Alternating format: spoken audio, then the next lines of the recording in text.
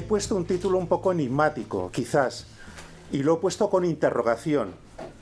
Si yo quito la interrogación y elimino 2/3 partes del título, elimino repartir para crecer, o se trata de otra cosa. Si yo pongo sin interrogación, crecer para repartir, estoy situado conscientemente en el terreno trillado de la economía convencional. Porque es la idea básica. La idea básica es crezcamos porque el crecimiento todo lo resuelve. El crecimiento reparte, el crecimiento distribuye, da a cada uno lo que se merece. Recibe cada uno en función de su productividad. Pero como no me lo creo, y creo que la economía convencional está plagada de falacias, de mentiras, de trampas, no funciona o funciona solo para las oligarquías económicas y políticas. Como parto de esa premisa, he puesto la interrogación. Alguien me ha dicho que trate de ser optimista y soy súper optimista. No, optimista no, lo contrario.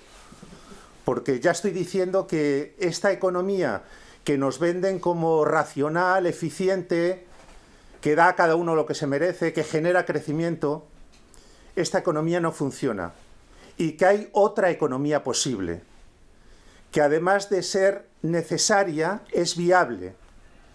Y que esa otra economía, esa otra economía necesaria y viable que se aplique no depende de criterios técnicos, depende de que haya fuerza, de que haya actores sociales, de que haya movilización, de que haya lucha. Y por lo tanto soy súper optimista, porque la cosa no está en lo técnico, la cosa no se dirime en parámetros tecnocráticos, se dirime en que haya fuerza suficiente para presionar en esa dirección. Y según venía para acá pensaba que ojalá quienes tienen capacidad para organizar estas cosas organizaran algo parecido a las misiones pedagógicas de la República, pero con la economía. Ir a todos los rincones del Estado español a explicar a la gente, a los no economistas, a la gente de a pie, algunos principios básicos de economía. Porque si se hiciera eso, entonces estaríamos empezando a construir un sujeto político. Empezaríamos a construir desde abajo una posibilidad política de cambio. Bueno, esto era el mitin, ¿no? Pero necesario para situarme en lo que quiero plantear. Bien, voy a empezar con el tema de crecer para repartir en interrogación. El debate este es absolutamente crucial. De cómo lo enfoquemos dependen muchas cosas. Dependen qué indicadores económicos consideramos que son pertinentes utilizar, qué diagnóstico hacemos, qué políticas económicas aplicamos, qué transformaciones estructurales es necesario promover para que esas políticas económicas sean viables. ¿Cuál es la lógica de la expresión crecer para repartir? Hay dos cuestiones, ahora me detendré un poquito más en ello, pero hay para mí dos cuestiones básicas. El crecimiento es positivo para la economía y refleja su fortaleza en diferentes ámbitos. Y el crecimiento es imprescindible para que haya reparto. Si no hay crecimiento, no hay reparto. Podemos hablar, podemos estar mareando la perdiz, pero desde el punto de vista del pensamiento convencional, el crecimiento es la clave de la distribución. Y por lo tanto, el indicador de PIB es un buen indicador. Ya dije el otro día que es un indicador que no mide el bienestar, ni quiere medir el bienestar, pero su aumento es deseable. El aumento del Producto Interior Bruto es deseable en términos de equidad. Bien, este es el titular, esta es la idea general. Esa idea general, ese vínculo automático, ¿no?, casi define una relación de causalidad, no de casualidad. No es distinto. Lo casual de lo causal. Si hay crecimiento, hay equidad. en mi opinión, se sostiene en 4 pilares que yo creo que son débiles, pero esos pilares son el ABC de la enseñanza de la economía en las universidades, en la mayor parte de los departamentos universitarios. El primero de esos pilares es que si hay crecimiento, eso aumenta la demanda de trabajo por parte de las empresas. ¿Para qué? Para atender sus necesidades productivas. Y por lo tanto, si hay crecimiento, hay empleo. El aumento de la demanda de empleo es el segundo pilar. El aumento de la demanda de empleo favorece que los trabajadores, tengan capacidad de negociación y pueden presionar sobre los márgenes empresariales. Pueden presionar a los propietarios del capital. Ese es el segundo pilar, en mi opinión. El tercer pilar es que el crecimiento da más dinero a las familias y a las empresas. Pone dinero en los bolsillos de las familias y pone dinero en las cuentas de las empresas. Y al poner dinero, los estados, los gobiernos, sin necesidad de que aumente la presión fiscal, tienen más capacidad recaudatoria. Al haber más dinero en la economía, más dinero en las familias y más dinero en las empresas, no es necesario aumentar los impuestos, porque los gobiernos recaudan más con la misma presión fiscal. Y al recibir los empresarios más beneficios, eso aumenta la inversión productiva, porque dicen, desde la economía convencional, que más ganancias, más inversión. Y si se produce más inversión, entonces más empleo. Estos 4 pilares son las 4 piedras angulares del discurso convencional. Crece la masa salarial porque hay más ocupación, aumentan los salarios porque hay más empleo y más capacidad para hacer huelgas y para poner contra las cuerdas al capital, más recursos para las políticas sociales porque los gobiernos recaudan más dinero y más empleo porque hay más inversión productiva. Y se acabó. Aquí está el discurso. Sobre este discurso se pueden elaborar muchos modelos económicos súper sofisticados, con mucha cantidad de estadística y de econometría. Pero esta es la quinta esencia. Este es el pollo del arroz con pollo, del discurso convencional. ¿Qué reflexiones propongo sobre esto? ¿Qué reflexiones quiero compartir y que demuestran que es pura falacia? Esto que es el ABC de la enseñanza de la economía es pura falacia. Yo planteo 2 cosas. La primera, si el crecimiento es tan importante, ¿se ha generado ese crecimiento? Punto 1. Porque si yo he construido todo el edificio sobre la base de que las economías tienen que crecer, pueden crecer, y de ese crecimiento depende todo, mi primera pregunta es, ¿ha habido ese crecimiento? Y mi segunda pregunta es, sobre la base del crecimiento que realmente ha existido, ¿se han hecho posibles las políticas redistributivas? Estas 2 son las 2 preguntas que yo creo que desde el punto de vista del pensamiento crítico, ¿no? Llamemos al pensamiento crítico lo que nos dé la gana, institucionalista, marxista, poskeynesiano, lo que nos dé la gana, en eso no entro. Estas son las 2 claves sobre las cuales construir ese discurso crítico. La primera cosa, ¿ha habido crecimiento? Porque se han puesto los pilares para que haya ese crecimiento.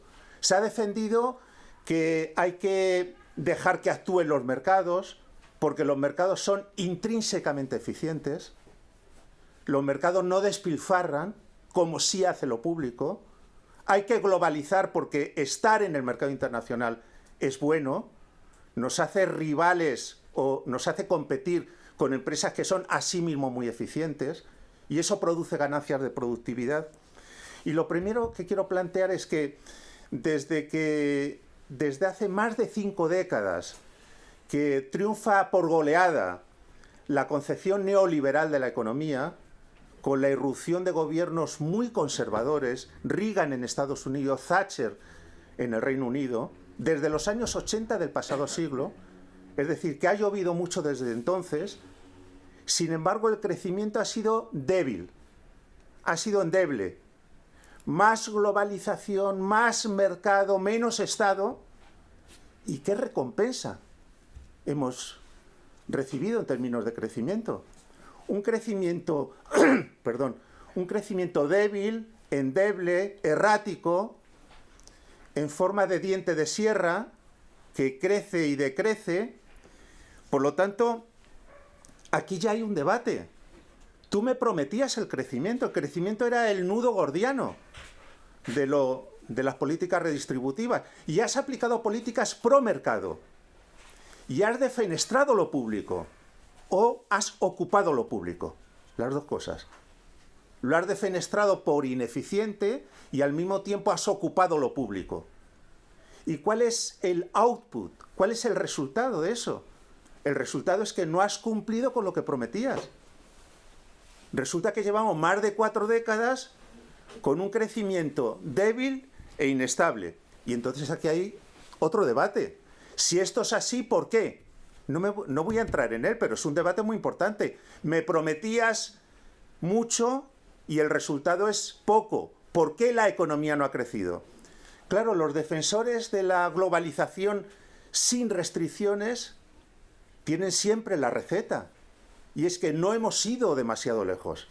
No hemos sido lo suficientemente ambiciosos. Más liberalización, más mercado, menos Estado, más apertura, más que las empresas hagan lo que les dé la gana. Pero hay un debate más serio que ese, y es ese debate que pone sobre la mesa, que yo no voy a entrar en él, pero que es un debate muy importante para la gente que nos reclamamos de izquierdas, y es cuáles son las causas estructurales que han hecho que eso que prometías, en un escenario donde el mercado entró a saco, donde la globalización entró en todos los ámbitos de la economía, ¿por qué no se ha generado ese crecimiento? Aquí hay un debate fundamental en el que yo no voy a entrar, pero que hay que entrar. Las izquierdas, el pensamiento crítico, tienen que entrar, porque esta era la clave. Y resulta que la clave no ha funcionado. Me prometías mucho y me has dado poco. ¿Por qué? Y yo creo que en ese debate, en el cual no voy a entrar, donde se dice, bueno, es que había que haber desregulado más el mercado de trabajo. Había que haber privatizado más empresas públicas. Había que, pero hay otra manera de entrar, que son las causas estructurales que hay en el capitalismo que hacen que no funcione ese capitalismo en términos de crecimiento. Aquí se abre un debate, digo, en el que yo no voy a estar, pero que es muy importante. La otra pregunta, ¿aumenta el crecimiento la tarta de la riqueza? Es decir, ¿aumenta el potencial distributivo? Ya he dicho que el crecimiento, muchas promesas se quedaron en nada o en poco, que es casi lo mismo. ¿Aumenta la tarta de la riqueza? Ya hablé el otro día y decía, y sacaba como conclusión, que el Producto Interior Bruto no es un buen indicador. Es un muy mal indicador. Muy malo. Que lo utilizamos los economistas, críticos y no críticos, sin ser conscientes de que estamos midiendo mal las cosas. Y voy a recuperar algo de lo que el otro día comenté, simplemente para decir que no redistribuye porque destruye. Destruye mucha riqueza natural y destruye, además, ecosistemas. Y crea un pasivo ese crecimiento. Dice, no, es riqueza. Y yo digo, no, riqueza no. Porque para generar esa riqueza resulta que estás utilizando recursos escasos, no renovables, y estás destruyendo el entorno. Y estás creando una debacle medioambiental. Luego no identifico, por supuesto, PIB y crecimiento con riqueza que podría distribuirse, porque con este PIB estás destruyendo riqueza que la gente necesitamos para la vida. Y se ha creado empleo Esto sí que es importante.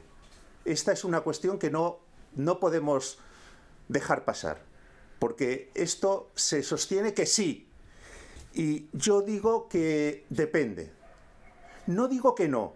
Claro, si una economía crece mucho, que no ha sido el caso, si una economía crece, sí crea empleo, pero yo ahí no creo que haya que parar el razonamiento. No si crea empleo. Yo digo dos cosas al respecto del empleo, porque esa era la clave. Crear empleo, eso es más salarios, pero mi pregunta es, no si crea empleo. ¿Crea suficiente empleo? Punto uno.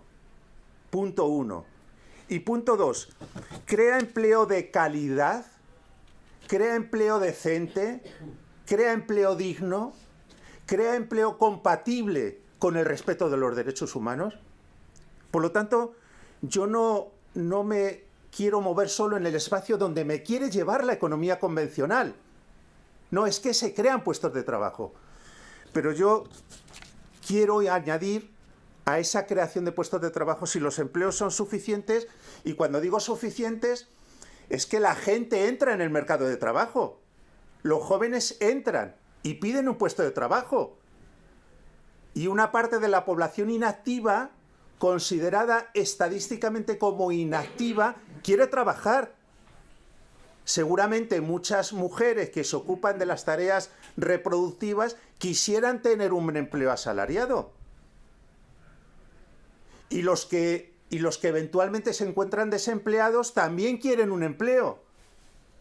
Por eso es pertinente la pregunta, llevar el debate a ese otro terreno. No si se crea empleo, sino si se crea suficiente empleo para absorber, para absorber la oferta de fuerza de trabajo que hay en el mercado. Y después, por supuesto, el empleo de calidad. El empleo de calidad significa para mí dos cosas, y recojo en este sentido una premisa de la OIT, de la Organización Internacional del Trabajo. Para mí, empleo de calidad es salarios dignos y negociación colectiva. Si no hay eso, el empleo es una mierda. ¿Hay criterios de decencia en el empleo actual? Yo digo que no. Bueno, y las noticias recientes que hemos leído en El País de las grandes consultoras que tienen beneficios extravagantes y practican el esclavismo empresarial son muy elocuentes, pero no son datos aislados. Es que muchas empresas modernas, y ojo, con el criterio que defienden algunos economistas críticos de que la modernización, hago un paréntesis aquí porque si no lo hago reviento, de que modernizar el aparato productivo implica salarios más altos. No. Modernizar el aparato productivo en las claves tecnológicas de esa modernización es compatible con que los salarios se mantengan bajos. Porque las prácticas depredadoras del capitalismo están súper desarrolladas y se van a mantener en el tiempo. Existe una correlación cuando antes decía uno de los puntos fuertes, más empleo en más salarios. Este también es un argumento. Si hay más empleo, dirían desde la economía convencional, hay, entre comillas, escasez de fuerza de trabajo, ¿no? Si las empresas demandan, eso genera escasez. Y al haber escasez, las empresas ofrecen salarios más altos. Y los trabajadores, con sus sindicatos al frente, tienen más capacidad para presionar salarios más altos. Será la teoría, porque en la práctica resulta que incluso se puede crear bastante empleo y los salarios no aumentan, o aumentan poco. Porque si yo cojo la serie histórica, pero histórica, de las últimas 3 o 4 décadas, resulta que la participación de los salarios en la renta nacional, es decir, qué parte de la riqueza, si es que se puede hablar de riqueza en este contexto, qué parte de la riqueza se la quedan los trabajadores y no va a beneficios, y no va a dividendos, y no va a rentas del capital. Resulta que la parte de los salarios en la renta nacional se ha reducido continuamente, no solo en momentos de crisis, también en momentos de crecimiento económico. Hay una tendencia estructural.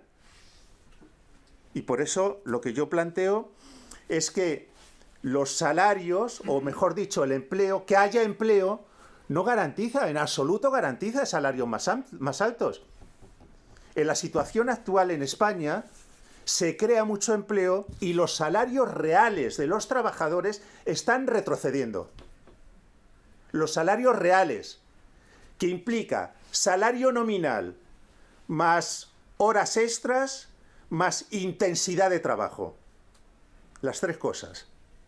Si yo computo las tres cosas, resulta que los salarios reales están perdiendo mucha capacidad adquisitiva. Pero esto no es el resultado de la guerra, ni de la pandemia. Esto es el capitalismo. Esto es el capitalismo oligárquico, un capitalismo cada vez más depredador. Y decía en otro supuesto, ¿ha mejorado el crecimiento o se ha traducido el crecimiento mucho o poco en más capacidad recaudatoria? Este es un punto clave, porque ¿quién redistribuye? ¿No? Yo puedo decir, bueno, una parte de la redistribución es el mercado, pagando salarios altos, que ya ha dicho que no los paga, o creando suficiente empleo, que ya ha dicho que no es suficiente. Pero eso es el mercado, eso no es el Estado, eso es el mercado. Pero, ¿cómo puede intervenir los Estados en las políticas sociales redistributivas? A través de la capacidad recaudatoria, ¿no? Tiene dinero y con ese dinero financia las políticas públicas. Pero resulta, y en esto yo creo que hay una unanimidad total y absoluta, resulta que si yo veo cuál ha sido la contribución de los impuestos sobre la riqueza, el patrimonio, las grandes fortunas y los beneficios, si yo miro esos impuestos, el peso de lo recaudado por esos conceptos no ha dejado de reducirse. Claro, como las necesidades de los estados no han dejado de aumentar, quien paga, quien financia fundamentalmente a los estados son los trabajadores. Entonces, no ha mejorado la capacidad recaudatoria. Cualquier estadística, las de Eurostat, la de la OCDE, las del Instituto Nacional de Estadística, apuntan en esa dirección, ¿no?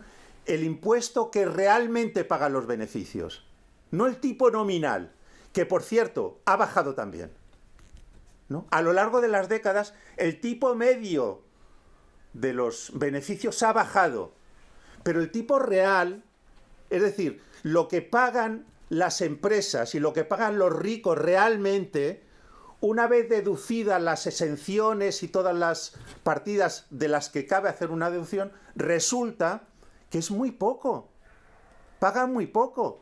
Y por lo tanto, desde esa perspectiva, no ha mejorado la capacidad recaudatoria. Y como no ha mejorado la capacidad recaudatoria, no ha mejorado la capacidad de ofrecer servicios públicos. ¿Entendéis lo que quiero plantear? No ha mejorado la capacidad redistributiva de los estados. Y con los beneficios, idem de idem. Es el mismo argumento. Porque nos dicen, no, los beneficios, inversión productiva. Y la inversión productiva, empleo. Si es que eso es el cuento de la lechera. Ese es el cuento de la lechera. Porque los beneficios no se convierten en inversión productiva. Y es muy discutible que la inversión productiva genere empleo de calidad. En el capitalismo realmente existente. Si es que una parte muy grande de los beneficios ha ido a la esfera financiera. O se ha convertido en megadividendos para los grandes accionistas. O han sido utilizados para que empresas interpuestas compren las acciones de las empresas y aumenten el valor de las mismas en bolsa y de esa manera aumente también las retribuciones de los ejecutivos, que reciben una parte de las mismas, reciben en acciones. Cuanto mayor sea el valor de las mismas en bolsa, pues el negocio bárbaro. Yo compro mis propias acciones aumenta el valor de las mismas en bolsa y automáticamente, sin hacer nada, ni bueno ni malo, simplemente porque el 60% de mis retribuciones en acciones, sin hacer nada, resulta que me estoy forrando. Claro, esto es un problema muy grande porque si no mejora la capacidad recaudatoria, si no mejora, la alternativa que tengo es la deuda, ¿no? Y claro, cuando los tipos de interés son muy bajos, ha habido años en los que los tipos de interés eran casi negativos o negativos, ¿no? Es decir, que la inflación era mayor que los tipos de interés. Tipos de interés casi cero. Pues viva la Virgen. ¡Viva la Virgen! Acudamos al mercado a tomar deuda. Pero eso es súper peligroso. Porque ponerse en manos de los deudores es una mala cosa para las políticas públicas. Porque nos ponemos en manos de los acreedores privados. Mala cosa. Y muy mala cuando resulta que de tipos de interés bajos se pasa a tipos de interés altos. Eso es muy mala cosa, que es lo que está sucediendo ahora. Y lo que posiblemente sucederá también en los próximos meses. Porque ya ha anunciado el Banco Central Europeo que va a seguir. Dale que te pego. Este es otro debate que aquí no lo vamos a tener, pero es muy importante.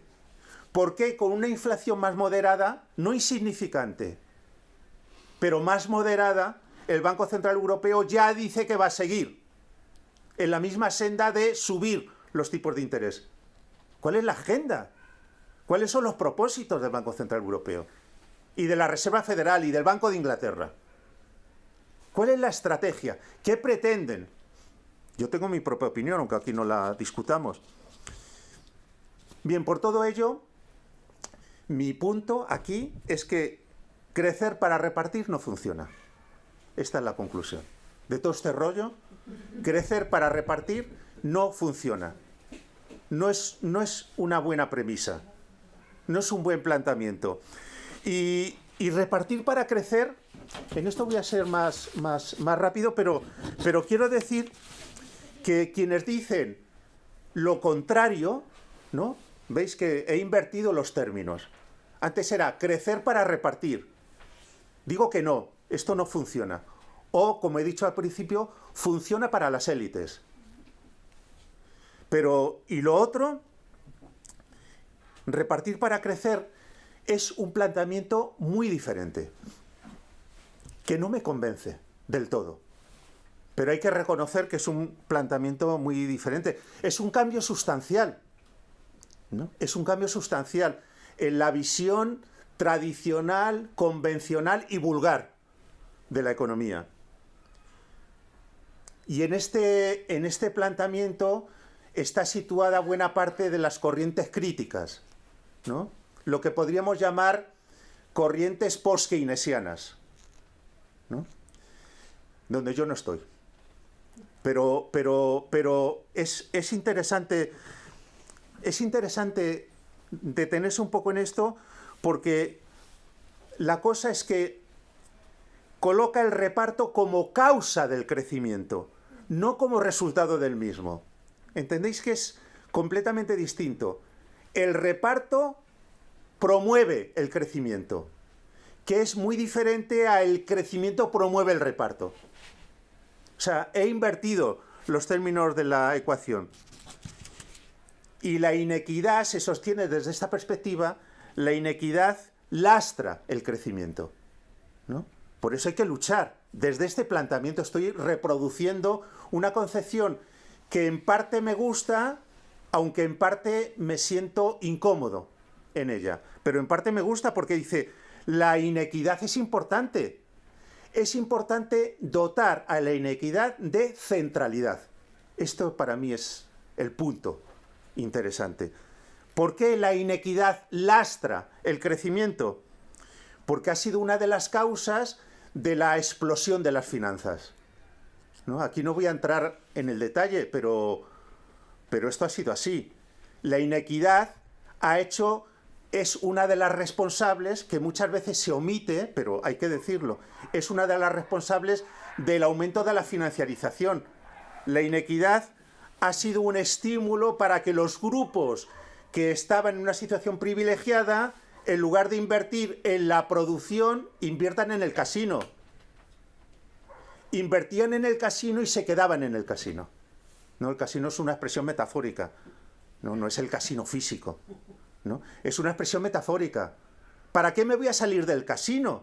Si resulta que aquí obtengo beneficios muy altos, beneficios que no están sometidos a ningún tipo de inspección fiscal. Puedo mover los dineros aquí y allá. Puedo irme a los paraísos fiscales. No tributo. ¿Para qué me voy a ir a la economía productiva? ¡Qué chorrada! Me quedo en el casino. Y cuanto mayor ha sido la inequidad, más posibilidades ha tenido el grupo que ha conectado con el casino, porque además ha habido una desregulación de lo financiero, ¿no?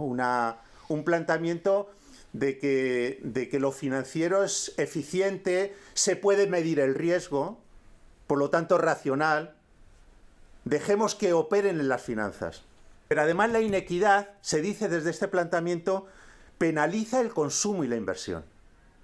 Cuanto mayor es la inequidad, más bajo es el consumo y la inversión. Y se dice desde este planteamiento, y eso es malo. Que haya consumo es bueno para la economía. Ojo, luego lo matizo, porque hay que matizarlo a las alturas del partido en que estamos. Y la inversión. Y distorsiona, como antes decía, distorsiona la estructura de estímulos. Siempre es importante. ¿Cuáles son los estímulos? Los ricos, que tienen mucho dinero y tienen las posibilidades de dedicar ese dinero al casino, inversiones grandes, con rentabilidades extraordinarias a corto plazo, no son mala gente. No son mala gente. Son agentes, son actores económicos que actúan racionalmente. Joder, es racional. Si el mercado me dice, aquí puedes obtener beneficios muy grandes a corto plazo, ¿para qué voy a invertir en maquinaria? ¿Para qué voy a invertir en agricultura? ¿Para qué voy a invertir en cosas cuyos rendimientos son más bajos y a medio plazo? Yo racionalmente miro la estructura de precios y las ganancias que puedo obtener aquí o allá y me voy al casino. Y que no me esperen en la economía productiva. Me voy a quedar una larga temporada en el casino, que es donde puedo obtener rendimientos extraordinarios. Por lo tanto, desde esta perspectiva, el motor del crecimiento reside en la consecución de mayores cotas de igualdad. Este es el tema, ¿no? Donde digo que están situadas, digamos, las corrientes post-keynesianas y buena parte del pensamiento crítico. Y la cosa es así. Aumentos salariales y políticas fiscales expansivas, esta sería la idea. Para reducir la inequidad, promovamos que los salarios crezcan y hagamos políticas fiscales expansivas, que es una de las claves de las líneas de pensamiento keynesiano. ¿Esto para qué? Para estimular el consumo y la inversión. ¿Y para qué estimular el consumo y la inversión? Para que aumente la productividad. Y si aumenta la productividad, mejora el crecimiento. Esta es la cadena. ¿No? ¿Entendéis? Aumentos salariales y políticas fiscales expansivas, eso estimula el consumo y la inversión, eso aumenta la productividad y la cosecha de todo eso es más crecimiento. Por lo tanto, desde la perspectiva que estoy señalando ahora, que ya he dicho unas cuantas veces que no es la mía exactamente, no nos vayamos a confundir, dos conclusiones fundamentales. Hay que priorizar las políticas de demanda. Esta es la idea. Porque antes, en el planteamiento que podríamos llamar neoliberal, aunque el término neoliberal es un chicle que se estira y se encoge a nuestro antojo, pero en la concepción que etiqueto como neoliberal, prevalecen las políticas de oferta, ¿no? Oferta. Comprimir salarios, desregular el mercado de trabajo, dar estímulos a los empresarios, políticas de oferta para generar crecimiento económico. Y en estos planteamientos que ahora estoy mencionando, lo fundamental son las políticas de demanda y esas reformas estructurales que tienen como objetivo reducir la desigualdad. Este es Este es el formato de este pensamiento. Pero, y aquí voy a señalar algunos peros que a mí me parecen relevantes, al menos señalarlos casi de manera telegráfica. En todo esto, con lo cual, en alguna medida yo estoy de acuerdo, en alguna medida, resulta que se sigue privilegiando el crecimiento económico. Esto es importante para mí. Porque hemos llegado a un punto donde eso ya hay que replanteárselo. De alguna manera. De alguna manera. En fin, esto nos mete en el tema del decrecimiento. En fin, es un tema que es de largo recorrido. Pero me parece una debilidad. Porque sigo estando atrapado en la lógica del crecimiento. Hago reformas para crecer. Este es el punto. El objetivo sigue siendo el mismo, crecer. Y las políticas aplicadas no deben lastrar el potencial de crecimiento de la economía. Antes he dicho reformas conducentes a reducir la desigualdad. Pero ojo, línea roja, muy importante, línea roja. No puedo aplicar políticas o no debo aplicar políticas que obstaculicen el crecimiento económico. No debo aplicar reformas estructurales que penalicen el motor del crecimiento económico, que siguen siendo los beneficios privados y que siguen siendo las empresas. No puedo penalizar el ahorro empresarial. No puedo realizar transformaciones estructurales que cuestionen esa lógica capitalista. No puedo aumentar tanto la presión fiscal para evitar que el dinero deje de estar en manos privadas, porque en definitiva el grueso de la inversión tienen que seguir haciéndolo los capitales privados. Moderación retributiva. ¿Tengo que aumentar los salarios? Sí, pero en cualquier caso tengo que tener en cuenta que el aumento de los salarios no debe capturar las mejoras en la productividad, porque esas mejoras en la productividad son claves para alimentar los beneficios empresariales y la inversión que realizan los capitales privados. Yo creo que esto es un límite, esto es una restricción a este planteamiento. Bien, y cuando digo se trata de otra cosa, bien, claro, me da no sé qué empezar, porque me vais a decir que vivo en Bavia, y a lo mejor tenéis razón. Se trata de otra cosa, por difícil que sea poner esa otra cosa en marcha. Pero estoy convencido de que hay que hacer otra cosa y empezar a poner las bases materiales, culturales, ideológicas y sociales para que esa otra cosa sea viable. Ahora, si alguien me dice esa otra cosa que ahora vas a contar de manera muy esquemática, es ahora mismo cómo se convierte en política económica. Reconozco la dificultad. Para mí la dificultad, retomando algo que he dicho al comienzo, para mí la dificultad está en que haya voy a decir una burrada, un sujeto político revolucionario. Para mí esa es la dificultad, que haya un sujeto político comprometido con cambios fundamentales. Pero ¿qué significa otra cosa? Para mí otra cosa es colocar la vida y las personas en el centro. Esto es para mí otra cosa. ¿Qué significa esto? Significa que hay que revisar las métricas, revisar los indicadores. Los indicadores que utilizamos los economistas no valen.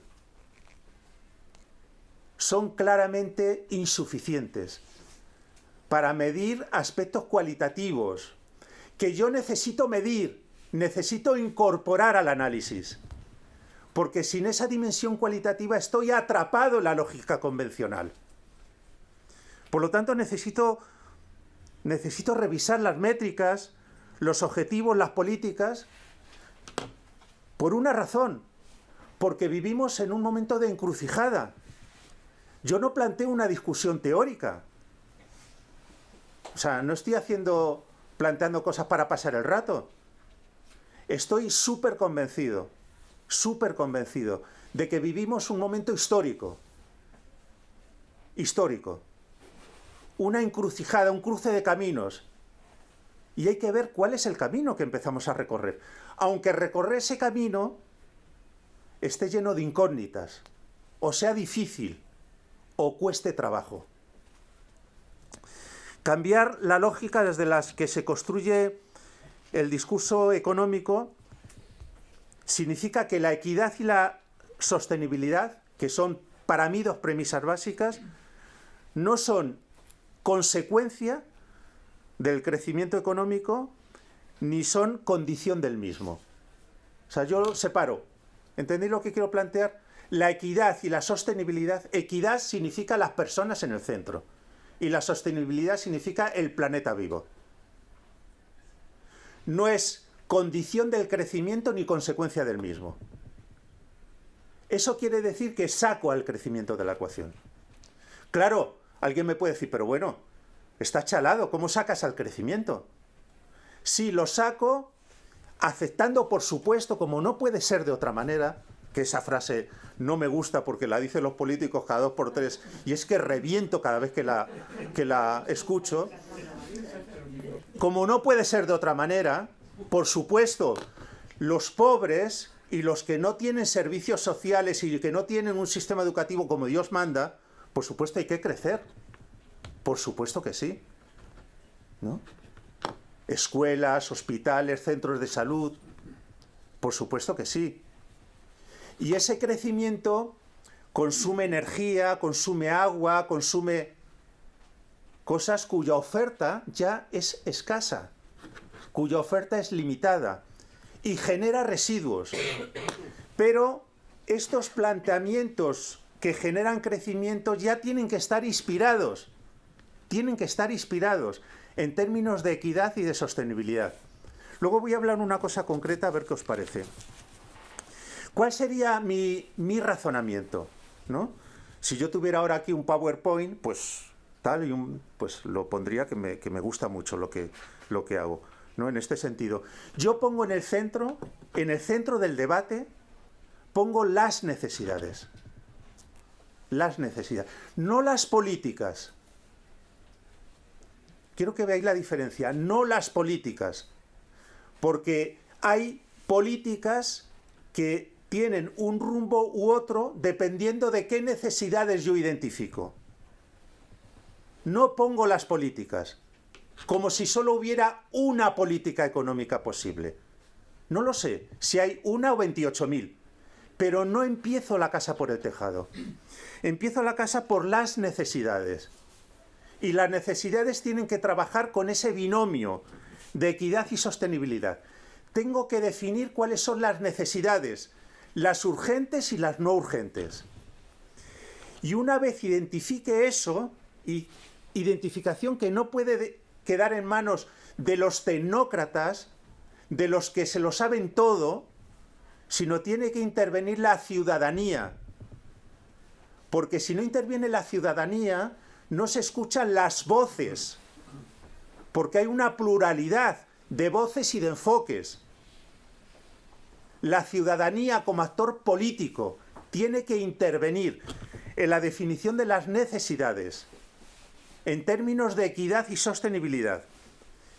Y cuando yo defino eso, que no es por supuesto una charla, no es todo un proceso político, sobre todo político.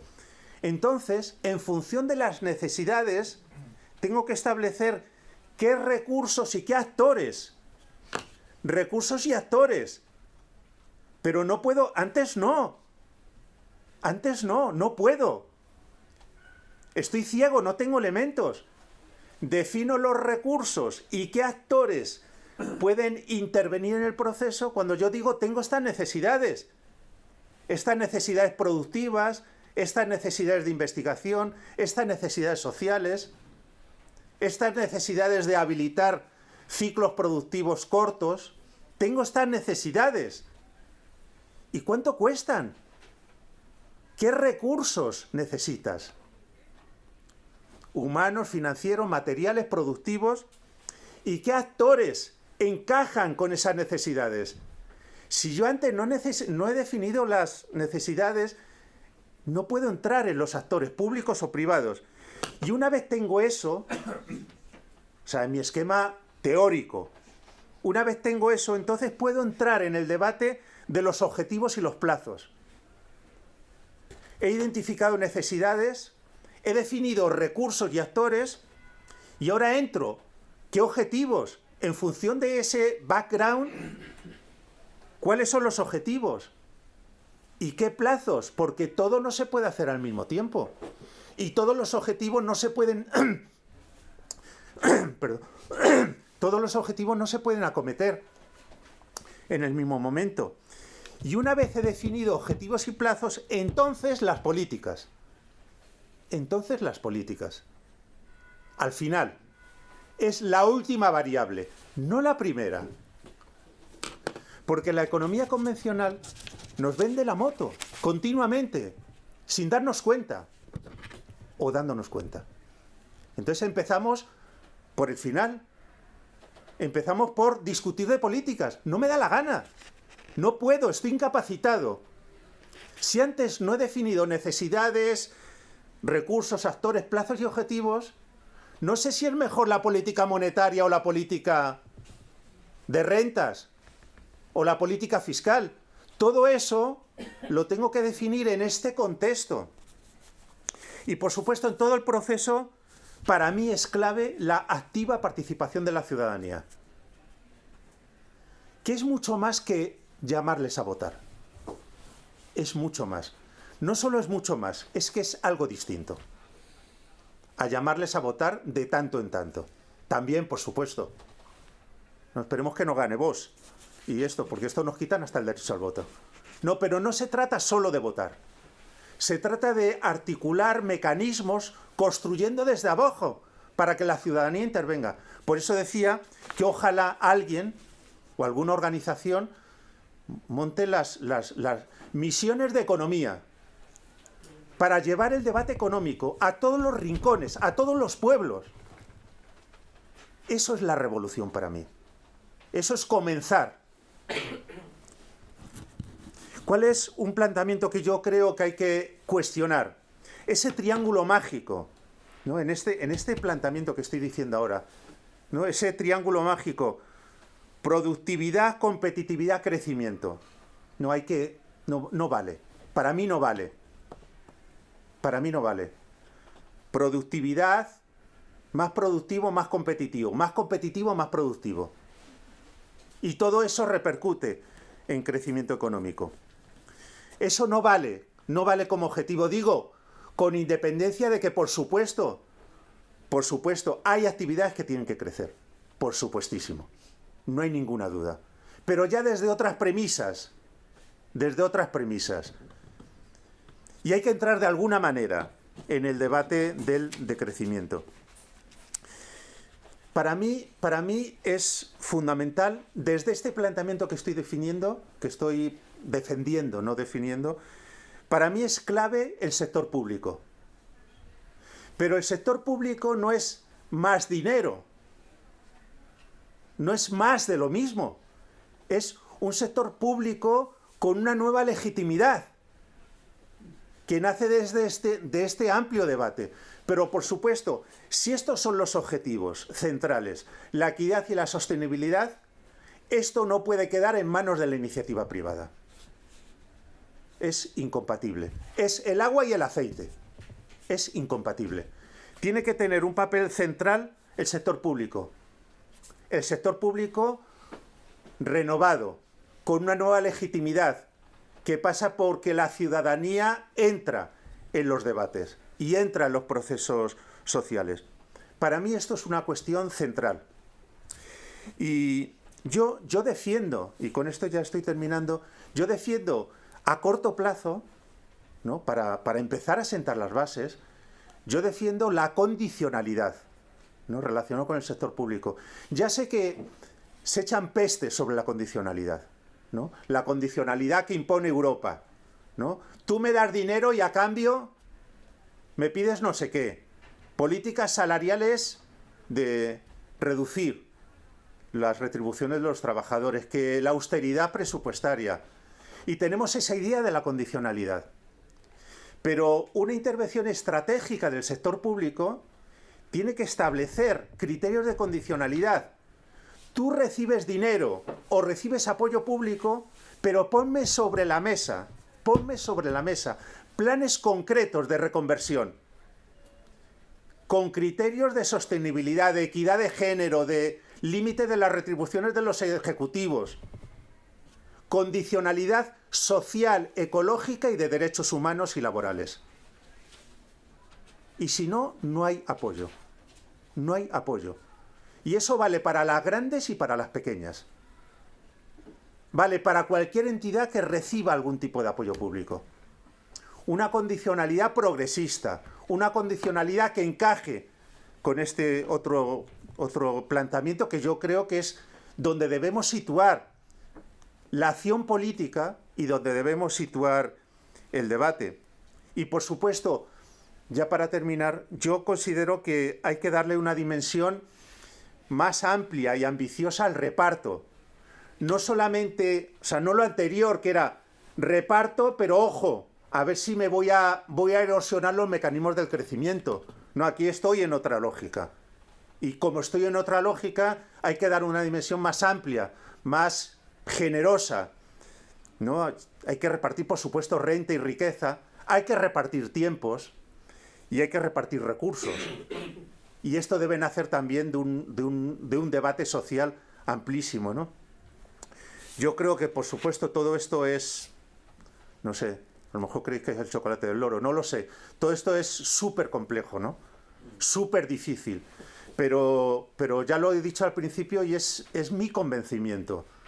O sea, todas estas cuestiones no se dirimen en el terreno de la técnica, en el terreno de los debates tecnocráticos. Aquí tiene que entrar a saco la política. Y tiene que entrar a saco una acción social capaz de cambiar la correlación de fuerzas. Por supuesto, es difícil, pero yo creo que es el reto, ¿no? en el que todos y todas de alguna manera estamos, ¿no? Queremos estar. Y nada más, era esto. Gracias.